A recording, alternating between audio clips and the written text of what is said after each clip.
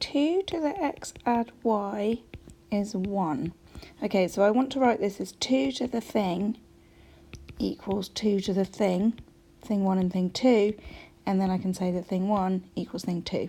So the way I'm going to do that is I'm going to leave 2 to the x add y as it is, and then I'm going to cleverly write 1 as 2 to the power of 0. That gives me x add y is 0. Very clever me. And then 10 to the 3x minus y. Okay, slightly less clever probably. 10 to the 3x minus y equals 10 squared. So 3x minus y is 2. And now we've got linear simultaneous equations, nice and easy. I'll make the first one say y equals, and I'll stick that into the second one. 3x minus, instead of y, I'm going to write minus x, 2. 3x plus x is 2. 4x is 2. X is a half. Now don't forget, do not forget y, the most classic mistake that students make. I've got x, but I was solving simultaneous equations. I'm solving for x and y. So when x is a half, it's not difficult.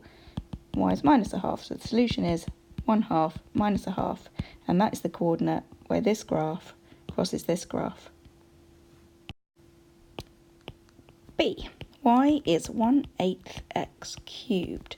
Okay, so now we're looking at y to the third. Well, y is an 8th x cubed, so that's to the power of a third. We know that 2x squared is not 2x squared, so that what we're actually looking at here is an 8th, which is to the power of third. Oh, I did a slanty bracket, that is bad. Just highlighting what not to do there. No slanty brackets. Not brackets, fractions. No slanty fractions. Okay, so what was I doing? So an 8th is to the power of a third, and x cubed is also to the power of a third. So that gives us the cubed root of 8 on the bottom, because that's what that third means. And in this second term, we multiply these together. 3 times a third is 1, so that just gives us x. So the rules of indices that I've used here are ax all to the n is a to the n, x to the n. Don't forget 2x squared isn't 2x squared, not if there's brackets on it. And I've also used the fact that 8 to the power of a third means the cubed root of 8. I've also used the fact that if I do a fraction, if I have a fraction, I do the whole thing to the power of a third. I did a slanty fraction again. Then that is 1 to the power of a third and 8 to the power of a third, but 1 to the power of a third is 1. So I used that as well. And I've also used the fact that if we have x to the a all to the b, then we multiply these together to get x to the ab. So I've used loads and loads of indices rules just so far to get to there. And the last little bit, the cubed root of 8 is 2, so the answer is a half x. I suppose we should say a half x to the 1, strictly speaking, but obviously, usually we don't write that 1 up there. Okay, still working with y is an 8th x cubed, but now we're looking at 1/2 y to the minus 2. So that's 1/2 an 8th x cubed to the minus 2. So first rule I'm going to use, ax all to the n is a to the n x to the n. 2x squared is not 2x squared, not unless there's brackets. Not unless there isn't brackets. So that's going to give me 1/2, then I've got an 8th to the minus 2, and x cubed also to the minus 2. Now I'm going to use the rule that a fraction all to the power of a... Well, actually, no, I'm going to just use this rule first, the fact that that minus means flip it upside down. So this would be 8 squared, 64. So I've got a half, 64. Now I'm going to multiply these two together, same as before. That's using the rule x to the a all to the b is x to the a times b. That gives me x to the minus 6. So altogether, 32 x to the minus 6. This next one is nice and easy. Well, I hope so. 4x cubed plus the square root of x to the 5, all divided by the square root of x. So main thing to remember, if 4x cubed looks underneath, it's going to see root x. So 4x cubed is over root x. Then there's a plus, and that's what's separating those two terms, and it's going to separate our two terms still. And then if x to the 5 square rooted looks underneath, it also sees root x. Root x to the 5 over root x. Now those roots don't cancel, so be careful there. So using that empty bracket sliding thing, I've got 4 and 1, x cubed and x to the half. I've noticed I use slanty brackets when I'm in like a little index. I might not forgive myself for that. What have I got here? X to the 5 all to the half. See, did it again. Over x to the half. Yeah, it's definitely something I do. Might have to work on that. Right, 4 divided by 1 is 4. X to the power of 3 take away a half.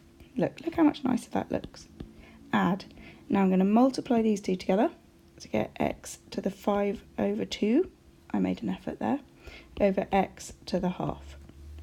Final line, I hope, because I'm running out of room. 3 minus a half is 6 halves minus 1 half, which is 5 halves. And here I've got x to the power of, I've got 5 over 2 on the top, 1 over 2 on the bottom. 5 over 2 minus 1 over 2 is 4 over 2, which is 2. I like this last question because it looks really hard and it really isn't.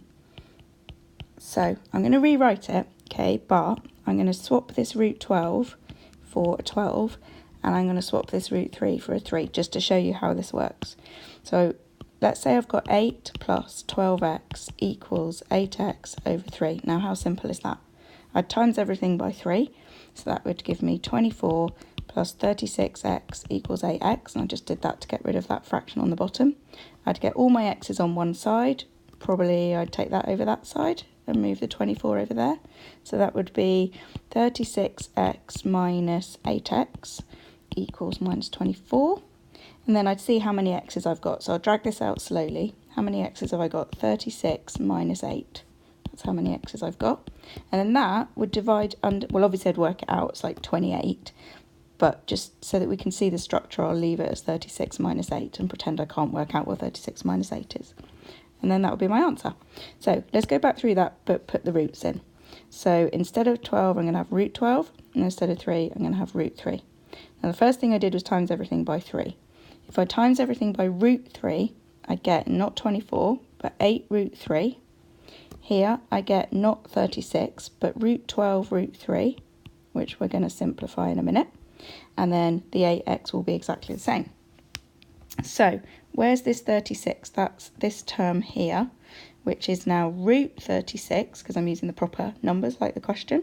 So that's 12 times 3 is 36. So that's actually a 6. So as we trace the root 3 through the structure of the equation, this is actually a 6 here, which is nice. The 8x is actually staying as 8x. So that 8 is actually an 8. I didn't change that at all.